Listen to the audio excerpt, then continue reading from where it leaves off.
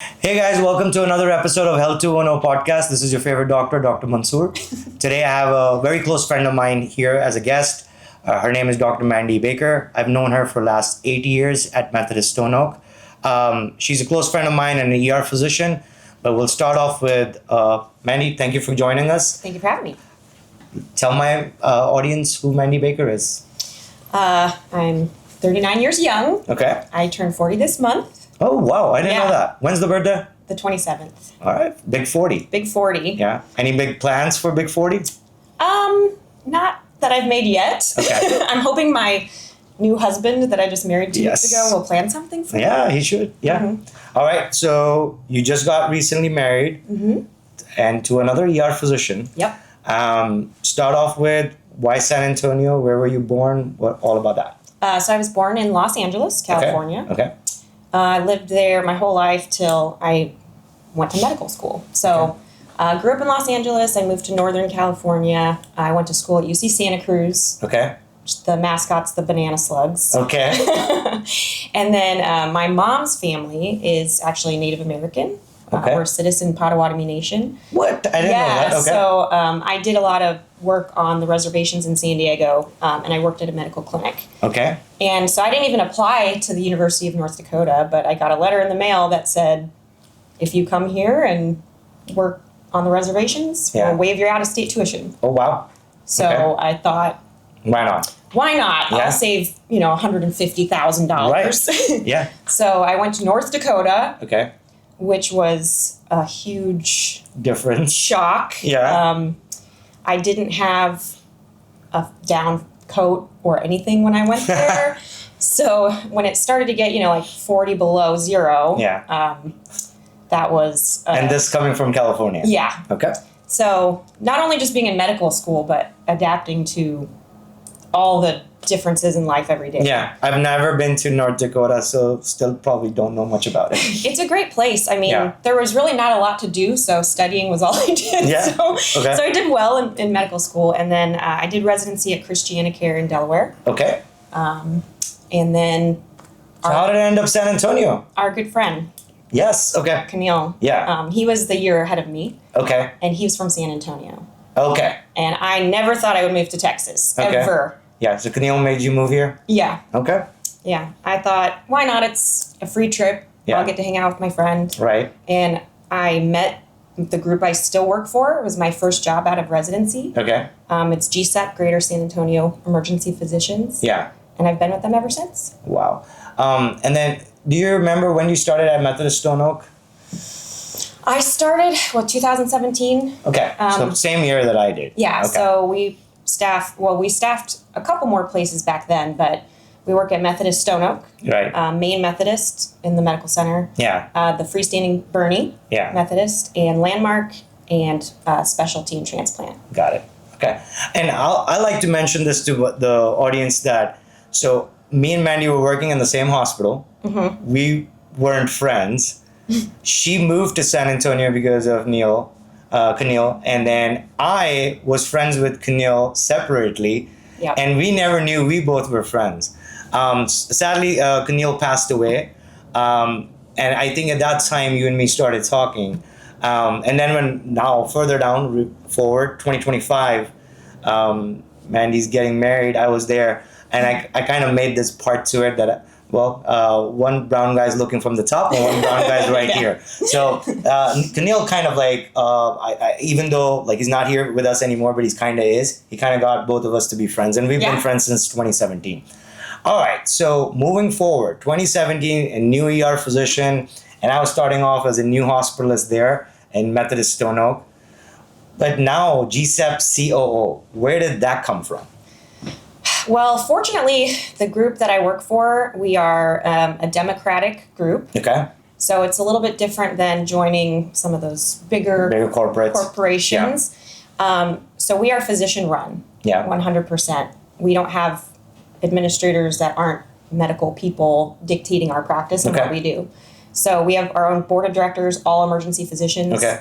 CEO, emergency physician, Okay. COO, emergency physician, Right. CMO, and medical directors and all of that. Okay. So our group really provided a platform for, hey, if you want to do administrative work, if you want to be on the board, if you want to be a medical director, we can do that for you. Okay. So I started out as a board member. Yeah. And then the Stone Oak director position came up. Yeah. And the group voted and I got the position. Yeah. So I did that for 2.5 years. Right. And then our COO was leaving. Okay. So that position came open and I ran for it against 4 other people and I got it. Look at that. Yeah. Yeah. How are you liking that new role?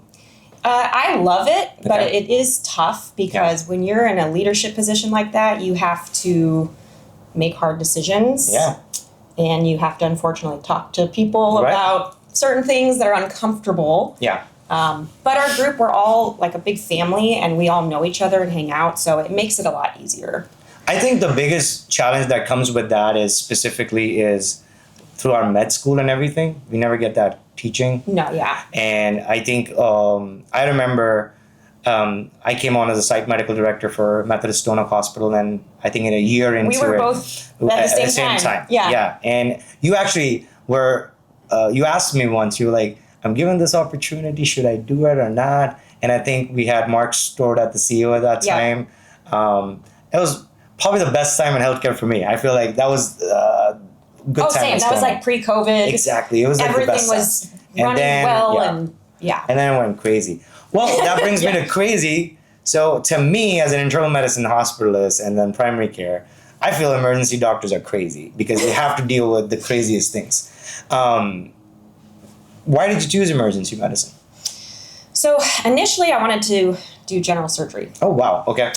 So I started to go down that path. Okay. And I realized on my rotation, all the coolest cases were my ER consults. Yeah. I didn't like the clinic. I didn't like rounding. Yeah. And so I kind of hung out in the ER. All the time. Yeah. Like waiting for the surgical cases. But I started hanging out with the ER physicians and the staff. Yeah. And one of the docs was like, you don't want to do surgery. Right. You should be emergency. Okay. And so I changed my mind. And I think, would you agree that the ER physician's personality is just different? It's just different, yeah. I think you're kind of born that way. I feel that way when I go down to the ER. No offense to our primary care internal medicine because I'm part of it. But as you remember, I used to hang out with you guys because I was like, these guys are much cooler. They're like always like, let's just go get things done. So I think it's a personality thing too. But one of the other things would be you probably see the most weirdest things all the time too. Yeah, they say it's the most exciting 10 minutes of every specialty. What is the weirdest thing that comes to your mind? Oh, the weirdest. That's a really tough question. Okay. I get asked a lot by friends. Yeah. And I get asked a lot, what do people put in their butts? So, okay. What's your answer to that? Lots of things. I've had light bulbs, toy cars, mason jars. With toy cars? Sex toys, toy cars? Yes, yeah. Oh my god. Okay. Yeah, in residency there was a guy, he came in, I'm not kidding, at least twice a month. Okay. And he would put a miniature Coke bottle, a glass Coke bottle. What? And he'd tie a string of floss around it. And he would stick it up his butt. And then when he'd try to pull it out, of course, the string would break. And, it got to the point where we'd see him and be like, hey, buddy, how you doing? Same thing. And one time I asked him, hey, why?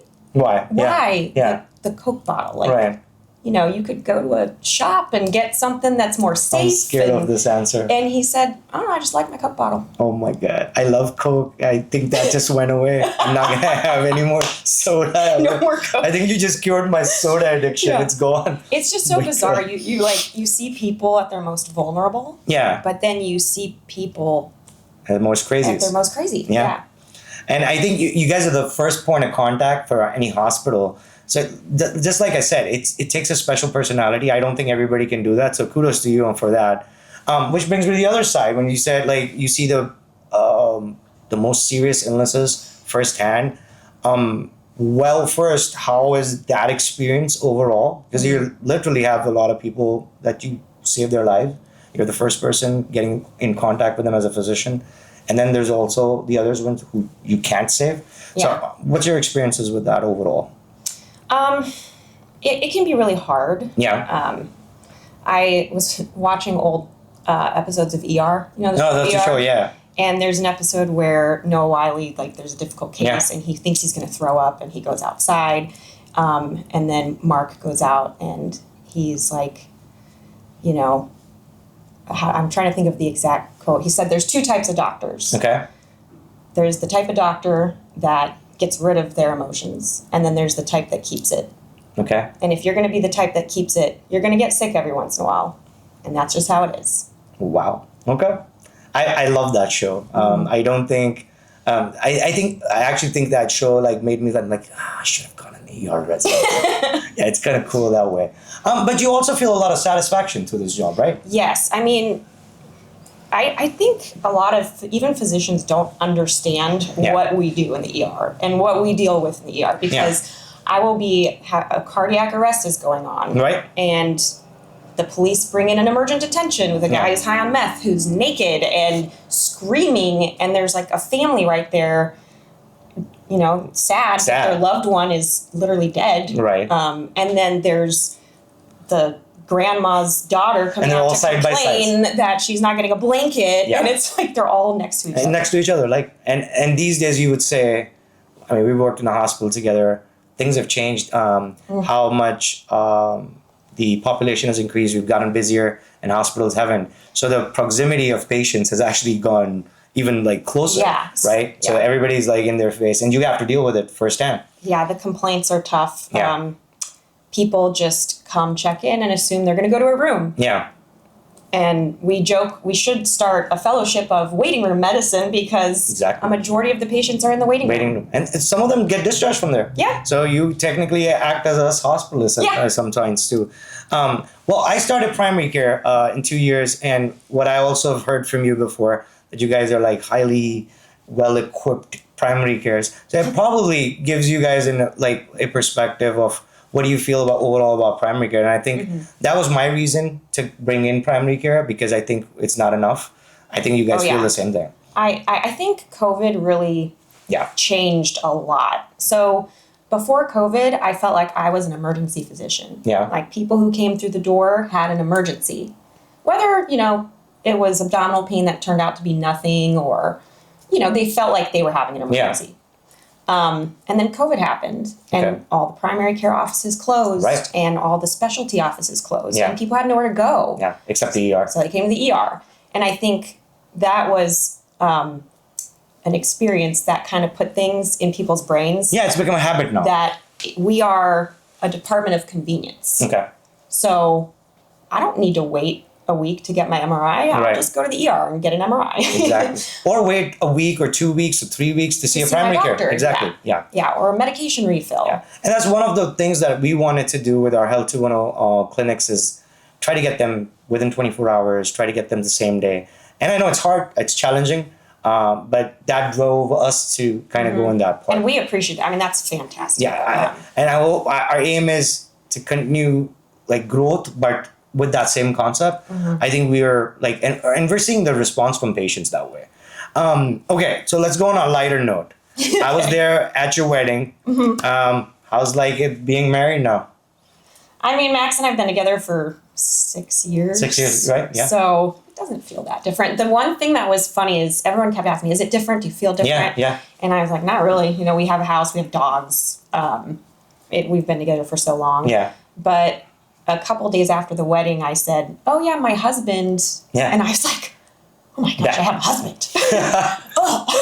Just saying that was just different. saying it was different. How many dogs do you guys have combined now? Just two. Wasn't it more before? No. Like, so 2 dogs. 2. Okay. And then how do you manage, I know yours long shifts, different hours. You can't have a life where like, oh, I'm only going to work in days time. You have to keep switching. So how does 2 husband and wife, ER docs, manage that with your life? Yeah. It's tough. Yeah. Like last night I worked a 6 p.m. to 2 a.m. shift. Yeah. I didn't get home till like 4 a.m. Wow. And Max was overnight. So it was like he was sleeping, I was sleeping. And then I got up to get ready to come do this, and he's sleeping. So there's days where we don't even see each other. Yeah. Like I might sleep in the same bed, but he's snoring, and like I go to sleep. Or we have total opposite schedules. Like I'm a 6 a.m. and he's overnight gets off at 6 a.m. Okay. So it's hard to plan different things. Yeah. Yeah. We'll like leave notes. And that's why you leave notes? Yeah. You actually do? Okay. And that's why I meant like the personalities for ER physicians, it's just different. I mean, and this is, I mean, take it as a compliment. I feel like you guys are tough. It takes, because having a work life, husband, wife, different schedules is just tough that way. Yeah, I think the switching from days to nights, working holidays. Do you guys compete with each other on, I saw that many patients, I did these many procedures? Who's better? Max is more productive than me. You're a good wife. I'll put it that. He sees more patients than I do. All right. Okay. And he also got Physician of the Year. Oh, where? For GSEP. For GSEP? Oh, that's awesome. Yeah, I mean, I've worked with Max too, and I think he's a great guy overall. And I think he's, for an ER doc, pretty chill. Yeah. Yeah. He's, the quote I was saying from ER, like some get rid of their feelings. Yeah, so which one is he? He keeps it. Okay. Like he'll be distraught over a case for days. Yeah, I know you'll express it. And I'll just like call you or something, and say, hey, I need to just talk through this case. Exactly. Yeah. Did I, what do you think about this? And I think that's a healthy option, but everybody's different. But I guess that's what the amount of things you guys see. So there has to be a way out. But like you said, some people just don't. But I think when somebody's having a true life-threatening emergency and you save them, that is the greatest feeling in the world. And wow. Like I would see 20 patients a day. Yeah. And if one of them is that, my whole day's, I'm elated. And that's very hard for us primary care and hospitalists to kind of feel like, and I feel like you guys go through all of that, and it comes with the same part. When you get that feeling, it's probably the best feeling, because the amount of also sad parts you see in a day. That's why I say the ER personality, people are just built that way. Yeah. All right, so Mandie, we talked a lot about work and how is it being like an ER physician. Tell me things you do besides work, besides being at the hospital. What does Mandie Baker do for her hobbies? What's for fun? I like going to concerts. Okay. So I go as often as I can whenever I have time off. What's the last concert you went to? Stevie Nicks. Okay. Mm-hmm. What's the next one you're planning on? I'm actually going to this Candlelight Fleetwood Mac. It's like an orchestra. The one in San Antonio? Yeah. I've seen it on Instagram. I don't even know what is it? I don't even know what it is, but it looks cool. Yeah, it looks cool. Okay, so concerts, anything else? I'm a huge adult paint by numbers. Okay. Adult paint by numbers. Do you remember when you were a kid? And do you remember did you have paint by numbers? I don't think so, no. No. So it's like a canvas and there's different numbers. Okay. And there's paint and they're all the same number. So if like number 1, you open the paint for number 1 and you paint number 1. They're marked that way. They're marked that way. But there's adult paint by numbers and they're very complex. And, it makes it look like I'm a fabulous artist. Everyone's like, oh my gosh, how did you paint that? So you just follow that and you get a painting. Yes. I've seen some of your pictures. Yes. And I was like, damn, Mandie's a great painter. I know. Everyone thinks I'm just like this fabulous painter, but it's like a child's painting. I still think it probably takes a lot of patience to kind of go that. I would never be able to sit that long. It's very soothing. Okay. Yeah. And I think that goes well with what you do as the ER physician. That's probably your way out. Yeah, you got to just shut the brain off when you get home. Okay. So it's a way to just... kind of just... I'll put some trash TV on my iPad. Yeah. Trash TV. Trash TV, yeah. Like 90 Day Fiance or... What? I did not know that about you. Okay. 90 Day Fiance. I am a little bit ashamed, but like Love is Blind. Oh my God. No way. I love those shows. Horrible. But I tell myself, technically, I'm not really watching them because they're on the background. I'm staring at the painting. Yeah. It's just in the background. All right. Okay. I'll leave it at that. I'm not going with your show collection, but the painting part, I've actually seen the outcomes. Yeah. And they look great. They look really good. Yeah. Okay. We'll keep you as a painter. You should try it. I don't think I have patience for that. And that's... I absolutely don't. So, no, the thought of me doing it and sitting for hours, you know me. Yeah. It's not going to happen. You would sit down for 5 minutes. 5 minutes. I'll be like, Mandie, I'm done. I can't do this.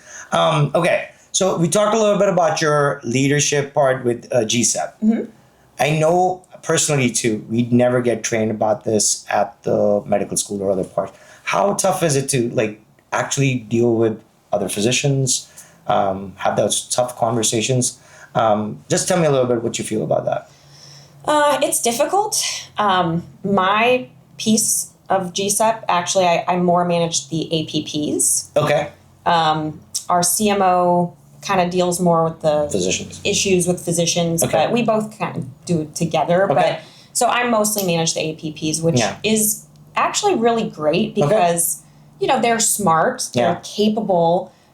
We have some that have been with our group for 20 years. The group's been around since 1980. Oh, Isn't wow. that crazy? Okay. So it's I didn't know. I don't know if it's the oldest Democratic group in the country. It might be. I'd have to look that up. Yeah. But and then we have some that are new grads. Okay. So we did have a residency for APPs, an emergency fellowship. Okay. And then COVID happened. Oh, and it went away. So trying to bring it back. Okay. But yeah, just teaching them, managing them. It's kind of like when you work with a resident to the point where they get so excited about like, oh, I didn't know about that. Yeah. And yeah, it's fun, but you have to have a difficult conversation here and there. Would you choose that leadership role over your clinical work, or which one's harder, which one's easier? What do you feel? Well, to be honest, I sort of started going down the administrator leadership pathway because I was really burnt out clinically. Yeah.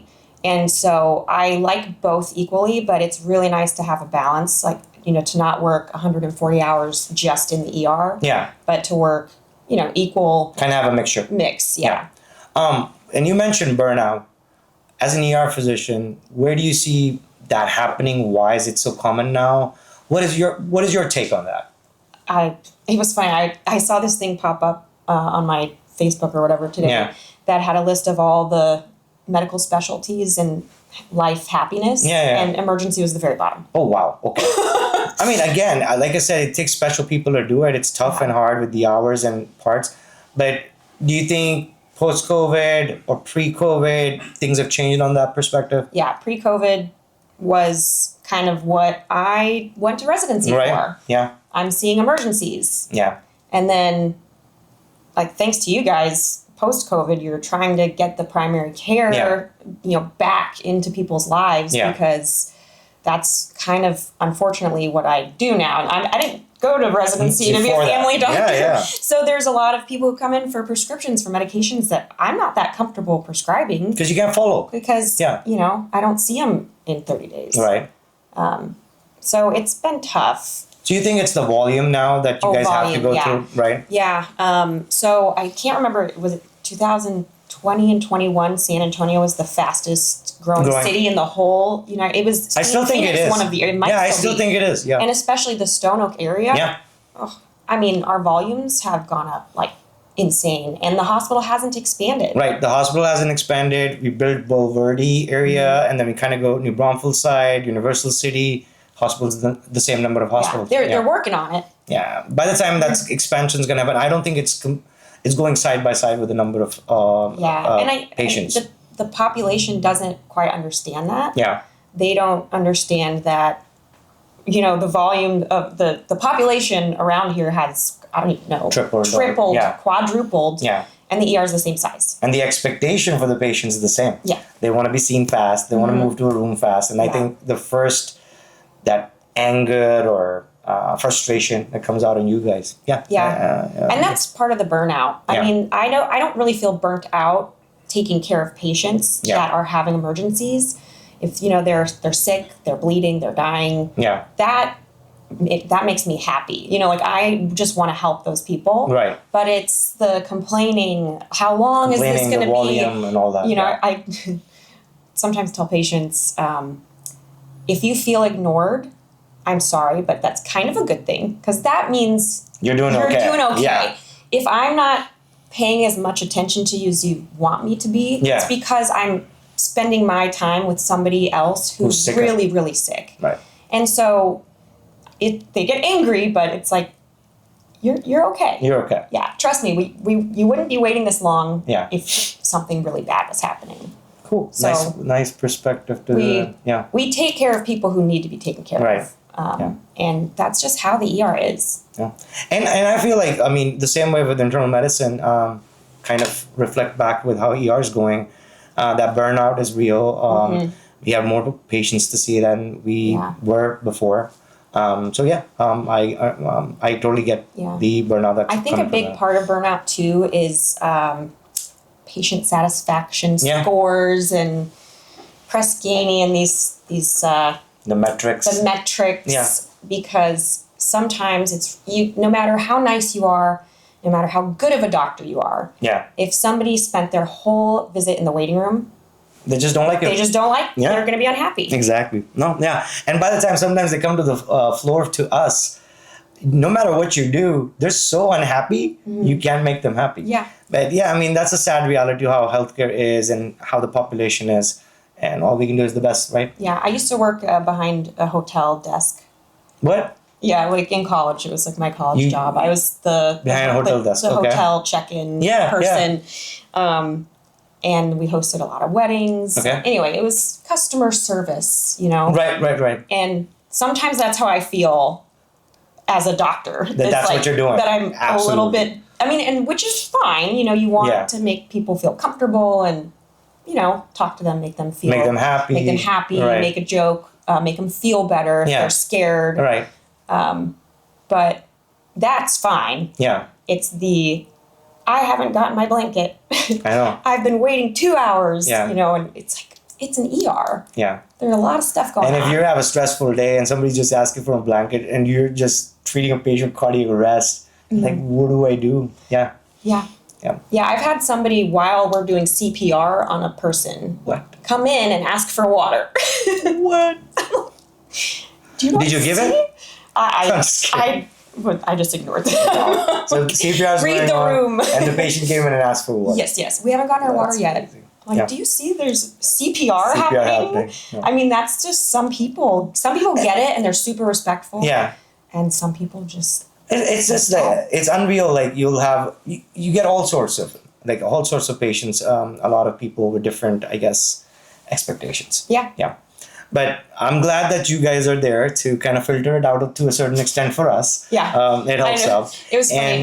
One of the hospitalists, man, you keep sending me admissions. Yeah. And I said, you have no idea how many people I blocked. You had to send home. That I sent home that you didn't have to admit. Yeah.